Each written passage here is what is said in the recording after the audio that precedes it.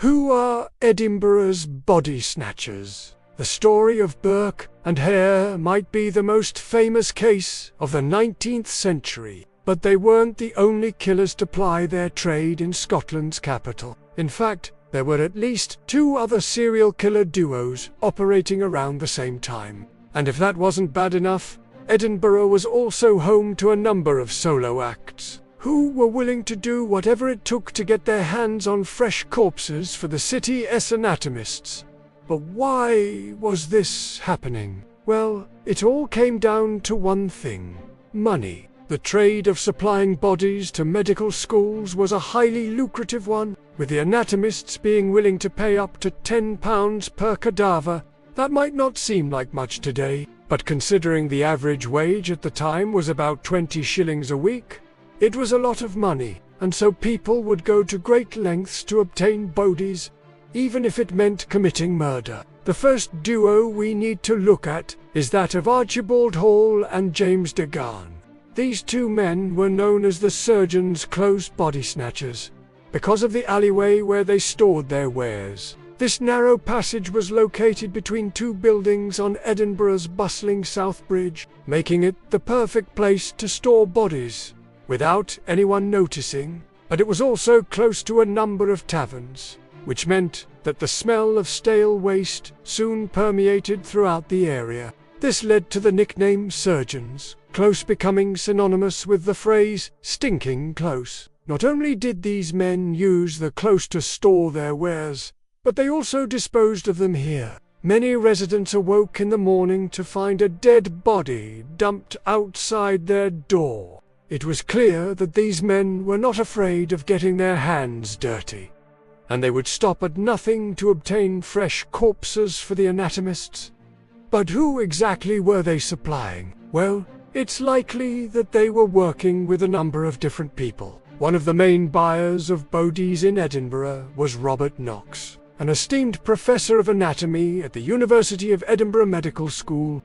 He was one of the leading authorities on the subject, and his lectures were in high demand. However, he had a rather unsavory way of obtaining the bodies he used for his demonstrations. It's alleged that Knox had a secret passageway dug from surgeons close to his lecture theatre, allowing him to easily bring in the fresh corpses he required. Whether or not this is true is still debated by historians, but it is certainly possible given the lengths that some people would go to in order to supply him with bodies. One of the most gruesome cases of this was that of John de Courcy. On December 1828, the partially decomposed body of Margaret Veitch was found in Edinburgh's meat market. She had been a 32-year-old servant who had gone missing several weeks earlier, and it was clear to the police that she had been the victim of foul play. They soon turned their attention to de Courcy, a man who had supplied many bodies to the anatomists in the past, and when they searched his house, they found a number of items that linked him to the crime. These included a shawl that matched one Margaret had been wearing, as well as a bloodied meat cleaver. Although he initially denied any involvement in her death, he eventually confessed to the crime and was sentenced to death. But why would someone like Knox want to buy a murdered body? Well, for him, it was all about the money.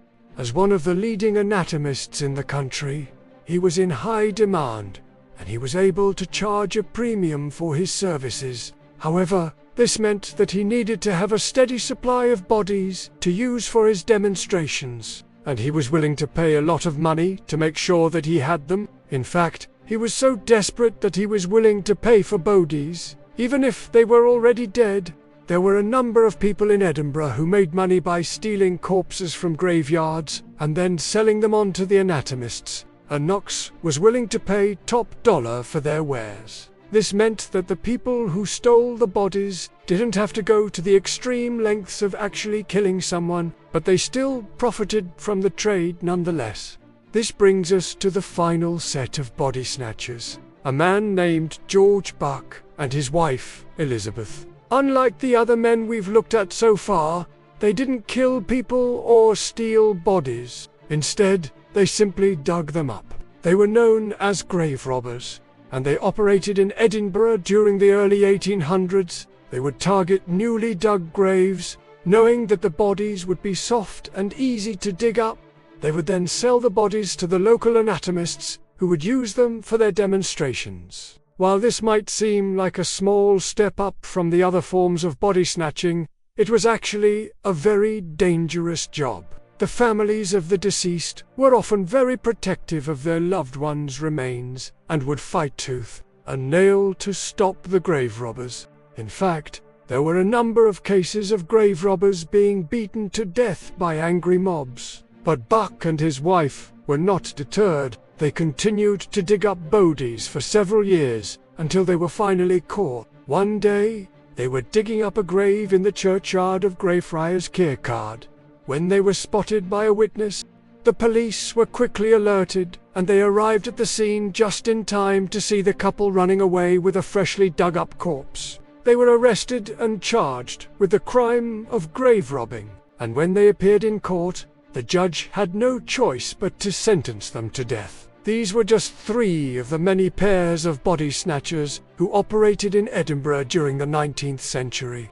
With such a high demand for bodies, it's no wonder that people were willing to go to extreme lengths to obtain them. But while these men may have thought they could get away with their crimes, they were eventually caught and brought to justice. I hope you enjoyed this video. If you did, please let me know in the comments below, and check out my other content. Thanks for watching.